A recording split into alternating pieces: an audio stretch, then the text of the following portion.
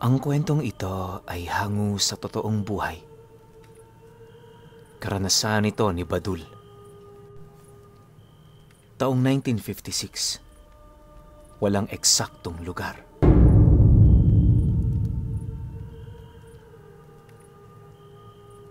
Ipinagpapauna ko na ang paghingi ng tawad sa iyo, Pinuno. Ang kabiguan kong magbahagi ng eksaktong lugar ni Badul. Bago niya ipalathala ang kanyang istorya, may mga kondisyon siyang ibinigay na kinakailangan kong sundin. Mahirap itong mabalik dahil isa din siya sa mga sugid mong tagasunod. Sabihin na nating kabilang siya sa 1% nakikinig na lehitimo na talagang may alam pagdating sa lihim na karunungan. Nagsimula ang kwento ni Badul sa isang maliit na pook na kilala sa tawag na Barangay Sigid. Sa lugar na yon, nagkalat ang mga tulisan at masasamang loob. Bibihira lang din doon ang naninirahang albularyo, kaya na may mararamdaman mo ang talagang walang batas na umiiral sa lugar.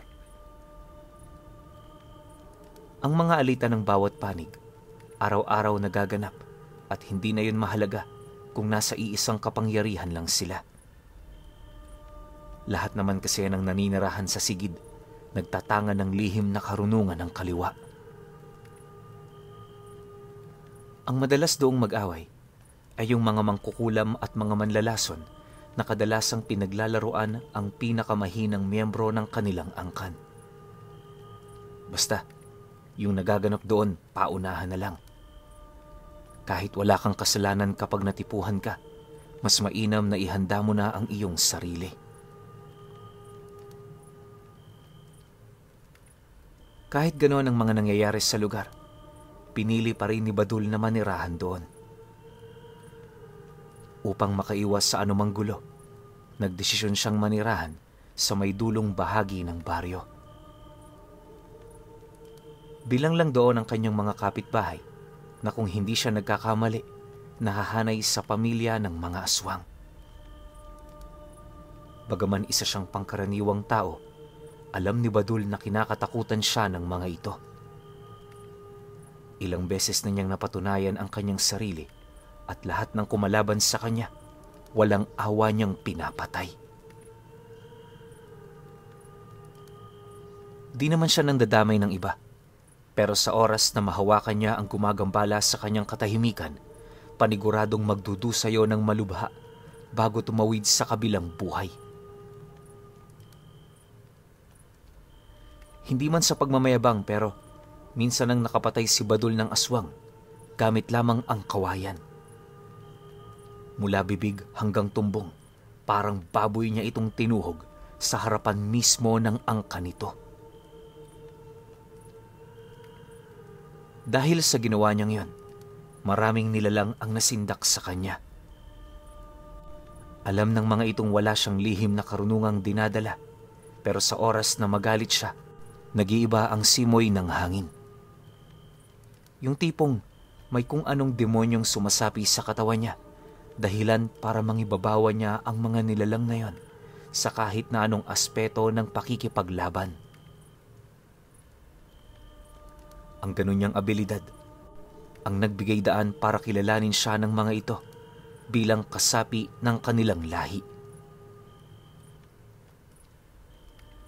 Matapos naman niyang mapatunayan ang kanyang sarili, pansamantalang nanumbalik ang katahimikan sa kanyang buhay.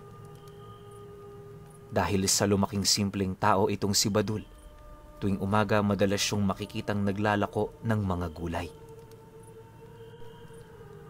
Akala nga noon ni Badul, magpapatuloy na ang ganoong sitwasyon ng kanyang buhay, pero lingid sa kanyang kaalaman, nalalapit na pala siyang subukin ng tadhana.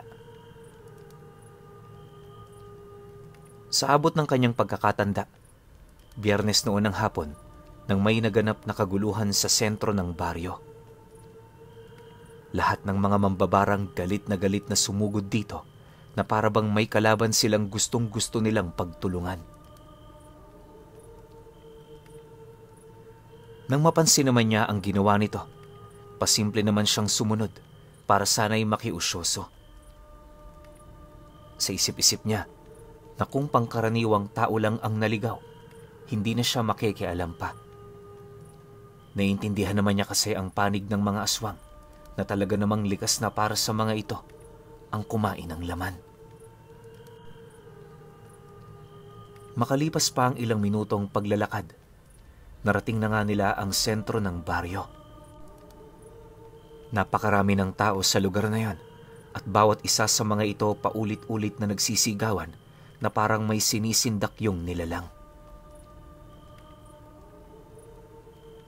Pagsilay naman niya sa pinakagitna nitong bahagi, laking gulat na lamang niya nang masipat niya ang isang lalaki na may daladalang krus.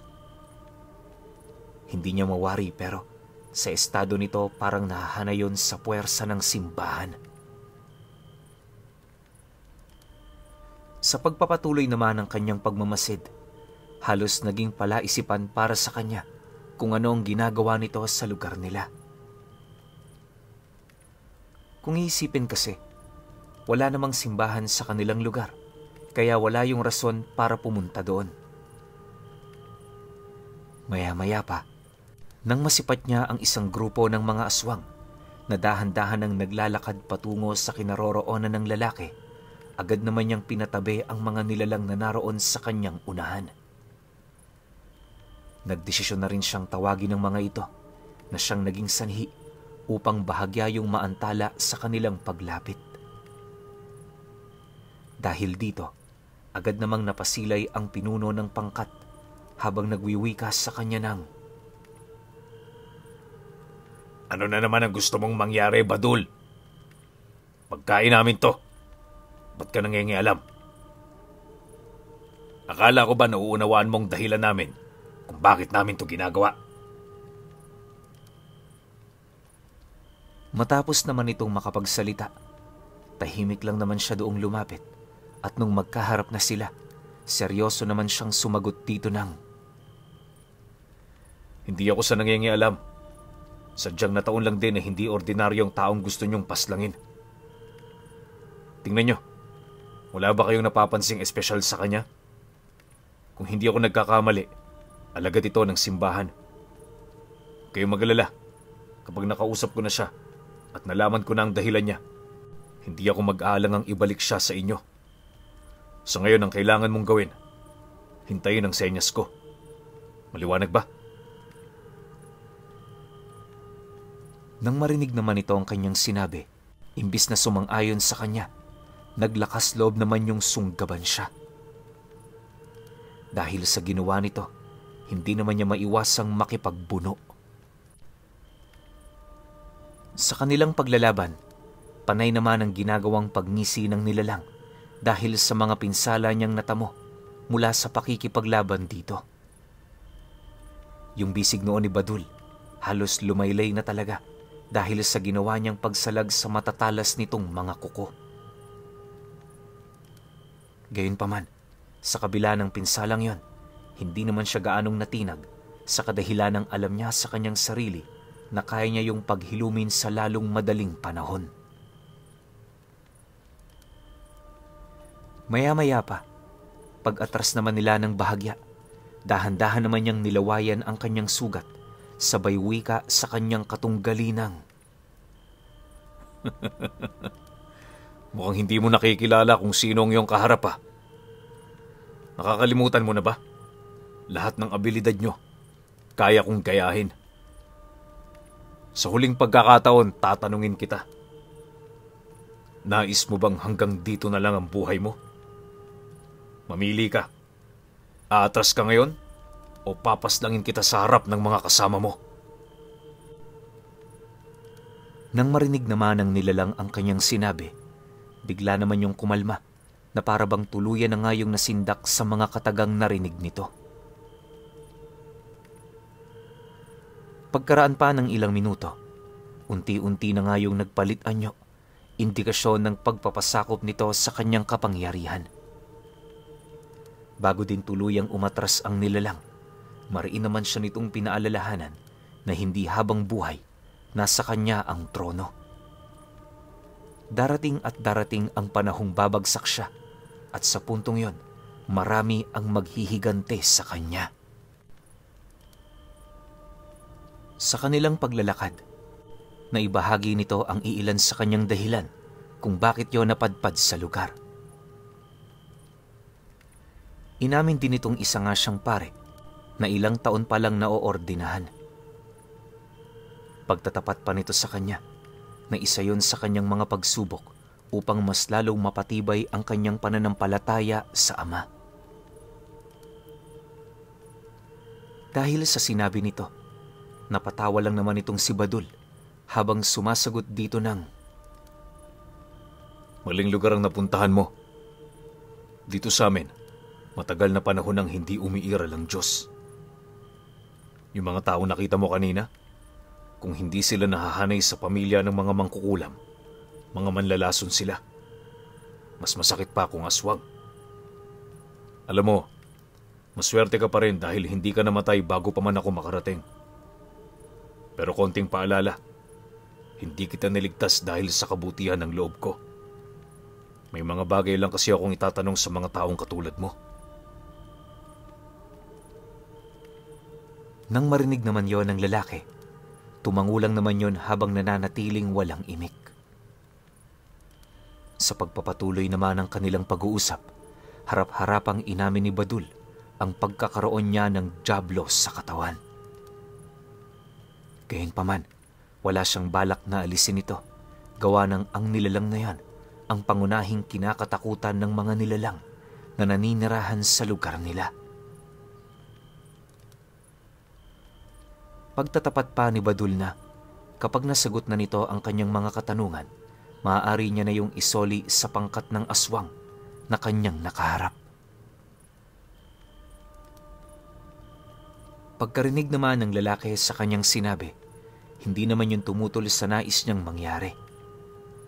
Ayon dito na, kung yon ang kagustuhan ng nasa itaas, malugod niya yung tatanggapin. Inamin din ito sa kanya na matagal na niyang inihanda ang kanyang sarili para sa ganoong bagay. Matapos naman yung marinig ni Badul, minabuti naman niyang magsawalang imik habang binabagtas ang daan. Hindi naglaon. Nang marating na nila ang kanyang tahanan, agad naman niya yung pinapasok para hainan ng merienda. Nilagang saging at kapeng barako lang noon ang kinain nila, na siya namang ipinagpasalamat sa kanya ng lalaki. Di naman yun gaanong pinansin ni Badul, sa kadahilan ng hindi siya sanay sa mga papuring ibinibigay ng mga ganoong klase ng tao. Habang dahan-dahan namang tumatalikod ang araw sa kalupaan, mariin naman niya yung inabisuhan ukol sa panganib na kanilang kahaharapin sa pagsapit ng gabi. Ayon sa kanya, may posibilidad na may sumugod na kaaway sa kanyang bahay dahil sa pag-aasam nitong makakain ng laman ng pare. Bagaman aminado siyang takot sa kanya ang mga nilalang na yan, sadyang hindi nito kayang tiisin ang kanilang pagmamalabis na kumain. Wala rin yung pakialam kung ilan ang malalagas sa kanilang hanay, basta ba'y magtagumpay sila sa kanilang plano. Dahil dito, agad naman niyang pinapasok sa kanyang silid ang lalaki habang inaabisuhan nito na anuman ang mangyari, wag na wag yun doong lalabas. Dagdag pa ni Badul na lahat ng maririnig niyang ingay sa paligid, mas mainam na ipagsawalang bahala din niya. Kung kaya niyang matulog, gawin niya para naman kahit papaano wala siyang muwang sa mga kaganapan. Nang marinig naman ito ang kanyang sinabi, mariin naman yung tumutol. Paulit-ulit na inilahad ng pari sa kanya. Hindi siya pumunta sa lugar na yon para makita ang mga nilalang na namamatay. Dagdag pa nito, pagbabalik loob at pagturo ng aral ni Kristo ang kanyang nais ipakilala sa lugar na yon. Matapos naman yung marinig ni Badul, Harapan naman niya yung sinagot ng, Hindi ka ba nakikinig? Matagal nang walang Diyos dito. Kahit anong gawin mo, wala ka nang magagawa para maisalba pa sila. Buong buhay namin dito, lumalangoy na kami sa asupre ng impyerno. Tanggapin mo na lang, hindi lahat ng tao maliligtas gaya ninyo. Matapos naman niya itong mailahad, dali-dali naman niyang isinarado ang pinto ng silid, sabay tungo sa labas ng bahay niya. Mula sa lugar na yon, tahimik naman siyang naghintay para salubungin ang pagdating ng mga pangahas. Ilang oras na ang lumipas, wala pa rin siyang nararamdamang kakaiba sa labas ng pamamahay niya.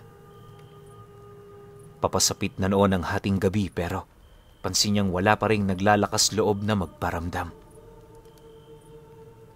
Para kay Badul, nakakabahala ang ganoong pangyayari gawa ng malakas ang kanyang kutob na may nilulutong plano ang mga nilalang upang siya ay maisahan. Siyempre, hindi naman siya makakapayag sa ganon, kaya kahit inaantok, pinili niya pa ring magmanman.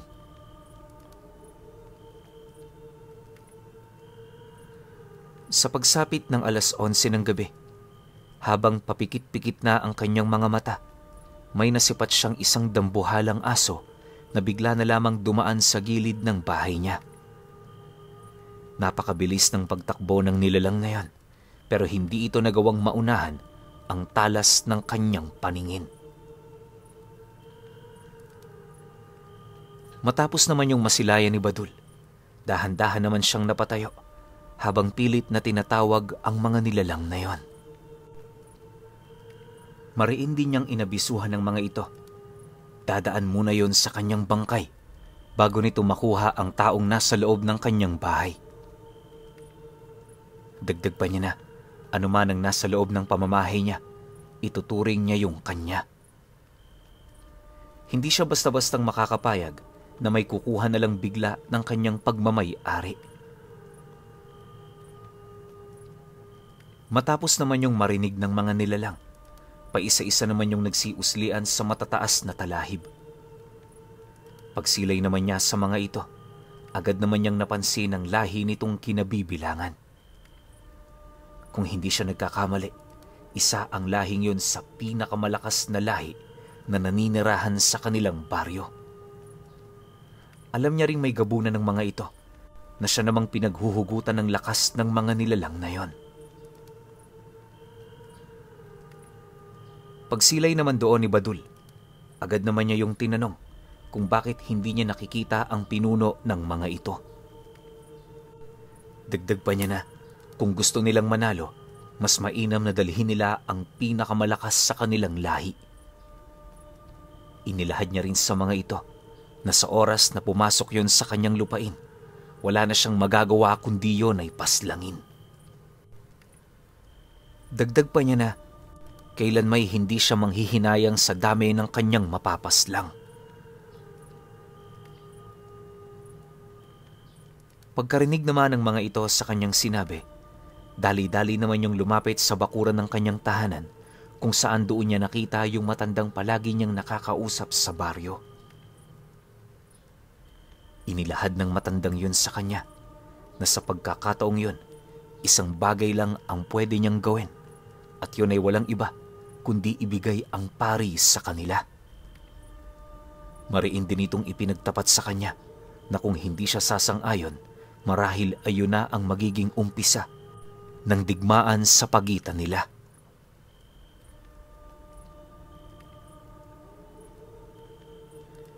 Matapos naman itong mailahad ng nilalang, agad namang ikinumpas ni Badul ang kanyang kaliwang kamay, dahilan para bumagsak ang pinto ng kanyang bakod. Pagbaling naman ng kanyang paningin sa matanda, napangisi lang naman siya habang sumasagot dito ng, Sige lang, ikakatuwa kong lipulin kayong lahat. Huwag mo akong bibigyan ng kasunduan, aswang. Di hamak na mas mataas ako sa inyo. Sino ka para utusan ako?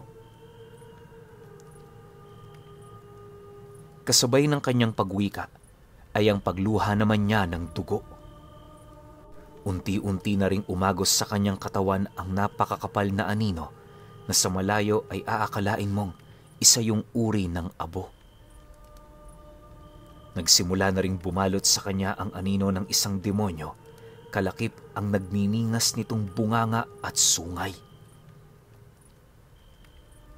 Hindi naglaon, sa pagkawala naman ng aninong yon, dahan-dahan na ring tumayo itong si Badul, kung saan lahat ng kanyang naaapakan ay natutuyot at kalaunay namamatay. Pagsilay naman ng mga aswang sa kanyang ginawa, mabilis naman yung nagsipalit ng anyo, sabay sugod sa kinaroroonan niya. Dahil dito, hindi pa man nakakalapit ang mga nilalang, pinili naman niyang gayahin ng pagbabalat kayo nito. Sa isang iglap, naging isa rin siyang dambuhalang aso na walang habas na nilapa ang mga ito. Bagaman marami ang kanyang kalaban, hindi siya nito gaanong nalalapitan sa kadahilanang mula sa kanyang matatalas na balahibo, lumalabas ang nakamamatay na lason. Nagkalat din paikot sa kanyang katawan ang malalakas na uri ng tigalpo na siyang naging sanhi upang bumigat ang pakiramdam ng mga ito sa oras na aksidente yung nakakalapit sa kanyang presensya. Dahil sa lakas ng abilidad na ipinapamalas niya, tanging pag-ilag na lamang ang nagagawa ng mga ito. Maya-maya pa, nang medyo manawa na si Badul sa ganoong pakiramdam, pinili naman niyang bumalik sa kanyang dating anyo. Nang masipat naman yon ng mga nilalang, mas lalo naman yung umapoy sa galit, gawa ng pakiramdam nila, binibigyan pa sila nito ng partida. Imbis din na umatras na, ipinagpatuloy pa rin nila ang kanilang pakikipaglaban sa isang labanang alam nilang wala silang kapangyarihang manalo. Sa loob ng isang oras nilang pakikipagbuno, walang kahirap-hirap na nalipol ni Badul ang mga nilalang na yon. Pagsilay naman niyang ubos na ang mga ito, minabuti naman niyang palabasin na yung mga kasama nitong nagtamo ng matinding pinsala sa katawan na medyo may buhay pa. Bago din niya yung tuluyang pakawalan, mariin naman niyang inilhad sa mga ito na iwasan na nilang gumante, sa halip ituon nila sa kanilang pamilya ang mga natitira nilang buhay. Dagdag pa ni Badul na sa susunod na paghaharap nila, hindi niya na yun bubuhayin. Markado na ang lahat ng pinaligtas niya, kaya kahit saan mang panahon sila magkita, makikilala at makikilala niya ang mga ito. Matapos naman niya yung maibahagi sa mga nilalang na yon, dali-dali naman siyang pumasok sa kanyang silid para magpahinga. Kinabukasan, naging normal naman ang buhay sa kanilang baryo. Yung pari noon, hindi niya pa rin pinapaalis, gawa ng gusto niya talagang malaman kung ano ang pinapakay nito sa kanilang lugar. Noong una, pilit pa nitong itinatago ang iilang detalye sa kanya, pero dahil sa kanyang pagmamalabis na malaman nito, wala na rin yung nagawa, kundi ibahagi sa kanya ang totoo. Kagustuhan ng Diyos at ng simbahan na magtayo ako rito ng bahay dalanginan. Batid kong may mga tao pa rin ditong gustong magbago. Hayaan mong iligtas ko sila.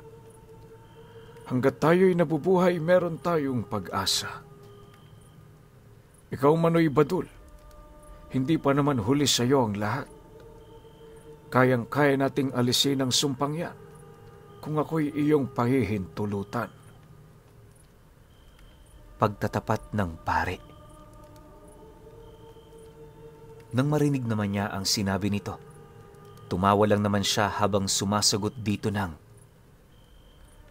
Bahay dalanginan? Sino naman ang pupunta dyan kung lahat kami masusunog sa loob? Huwag mo nang ipilit ang gusto mo, Padre, sapagkat wala kang ideya kung papaano ako nagkaganito. Kagustuhan kong magtanga ng ganitong kapangyarihan. Kaya nung nagkaroon ako ng pagkakataon, isinangla ko ang kaluluwa ko sa demonyo.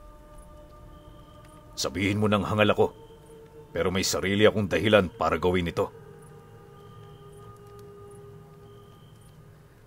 Pagkalahad naman ni Badul sa mga katagang yon, agad naman niya itong niyaya sa sentro para ipakita rito ang nangyayari sa lugar nila.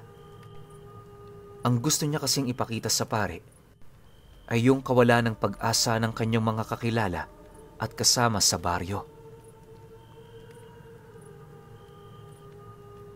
Sa kanilang paglalakad, panay naman ang kanilang pag-uusap ukol dito. Bawat bahay, kanyang itinuturo habang inilalahad sa kung anong lahi yon na papabilang. Nabanggit din niya ang pagiging salot ng mga ito sa ibang lugar. Kaya sa oras na magtayo yun doon ng simbahan, may posibilidad na lumapit yon sa kabilang lugar. Naniniwala si Badul na kapag nangyari ang bagay na yon, hindi ito magandang senyales para sa mga ordinaryong taong naninirahan sa kabilang baryo. Dagdag pa niya na, mataas ang posibilidad na maaaring marami ang mamatay at madamay. Nang marinig naman ng pari ang kanyang sinabi, nagpumilit pa rin yung gawin ang nais nitong mangyari. Makalipas pa ang ilang minutong paglalakad, bahagya naman silang napatigil nang makasalubong nila ang grupo ng mga manlalason na nanlilisik ang mga matang nakatingin sa paring yon. Pagsilay naman ni Badulis sa mga ito, agad naman niyang naramdaman ang masama nitong pakay. Kaya ang ginawa niya, walang pagdadalawang isip niya itong kinumpronta. Pagharap naman niya sa mga nilalang na yon, mariin naman niya itong binalaan ukol sa maaaring mangyari sa kanila sa oras na ginawa nila ang kanilang binabalak. Hindi din siya mag-aalangang paslangin ng mga ito kung yon ay kinakailangan. Matapos naman yung marinig ng isang matandang manlalason, humagik-gik lang naman ito habang pasimpleng nagbibitaw ng usal sa hangin. Dahil dito, agad naman niyang ginaya ang usal nito at bilang parusa sa kapangasa ng matanda, sinabayan niya yon ng sumpa ng demonyo. Sa sobrang lakas ng mga buhay na katagang kanyang binitawan, bigla naman nilang naramdaman ang malakas na pag-ihip ng hangin sa kanilang kinaroroonan na siyang naging sanhi upang mapatigil ang matanda sa mga engkantasyong sinasambit nito.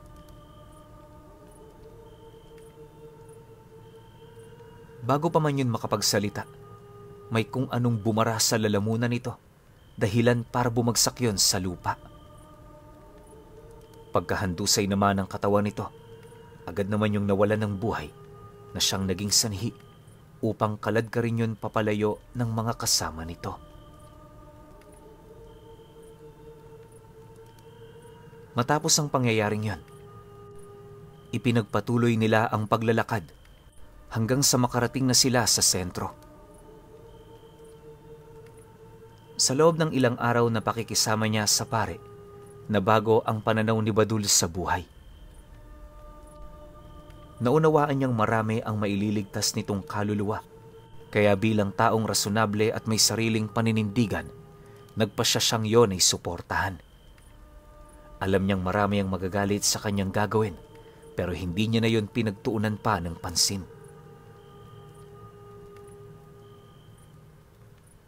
Buwan pa ang lumipas. Nagpatuloy ang kanilang pangungumbinsi sa mga taong naninirahan doon. Kung hindi din ito nadadala sa mga sinasabi ng pare, ginagamitan niya yon ng dahas, dahilan para sumunod ito sa kanilang nais. Marami man ang napaslang ni Badul sa prosesong yon, hindi naman ito naging kawalan para sa kanila. Gawa ng habang tumatagal, mas lalong dumarami ang mga nilalang na naniniwala sa salita ng Diyos. Sa pagtagal pa ng pananatili doon ng pare, nagulat na lamang siya nang mapansin niyang karamihan sa mga mangkukulam at mambabarang tumalikod na sa kanilang tangang karunungan. Para sa kanya, nakakamangha ang ginawa nitong pasya para mailigtas ang kanilang kaluluwa. Hindi man niya kayang sabihin sa mga ito, pero lubos siyang naiinggit dito dahil sa pagbabagong ginawa nito. Sa estado kasi ni Badul, huli na ang lahat para sa kanya dahil sa matagal na panahon na niyang naisangla ang kanyang kaluluwa. Taon pa ang lumipas, nagpatuloy ang pagkalat ng pananampalataya sa kanilang lugar. Sino man ang magtangkang sumira rito, dadaan muna sa kanyang mga kamay. Halos ilang araw at ilang buwan din siya noong nakipaglaban sa iba't ibang lahi ng mga aswang hanggang sa tuluyan na yung sumuko sa kanila. Magpahanggang sa ngayon pinuno, nananatiling nasa liblib na lugar si Badul, sikretong pinagsisilbihan ang pumalit na pari sa kanilang lugar. Ilang dekada man ang lumipas, kailanman siya ay mananatili bilang demonyong alagad ng simbahan.